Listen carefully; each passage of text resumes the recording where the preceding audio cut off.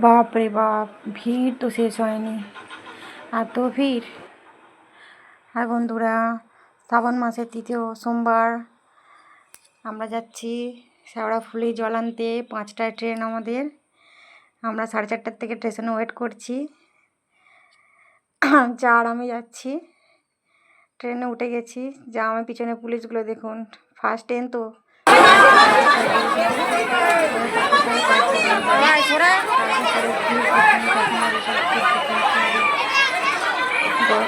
আবার ছাড়া ট্রেন, আবার ছাড়া পুলিশ দিয়েছে, তাতেও দেখুন ভিড়, বাপরে বাপ, মানে মাথা নষ্ট করা ভিড় যাকে বলে।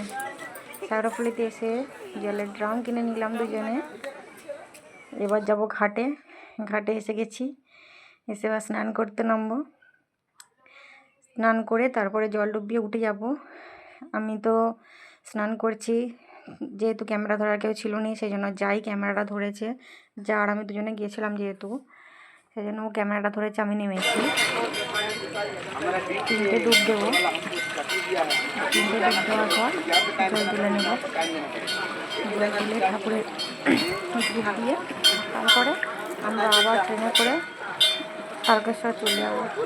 আগের দিন আসলে হয়তো হেঁটে যেতে পারতাম, কিন্তু আগের দিন তো আসেনি, সোমবার দিনকে এসেছি ভোরবেলা, ট্রেনে হেঁটে যাওয়া হয়নি। ট্রেনেই উঠে পড়লাম। ঘরে ছোটো ছোটো বাচ্চা ছিল তো, তাই আর হেঁটে যাওয়া হয়নি। ট্রেনে তারকেশ্বর পৌঁছে গেলাম। তারকেশ্বরে নেমে এত ভিড়ের মধ্যেও দেখুন ভিড়, মানে মাথা নষ্ট করা ভিড় যাকে বলে। এইটা তারকেশ্বরে বাবার মন্দিরে ঢোকার সামনেই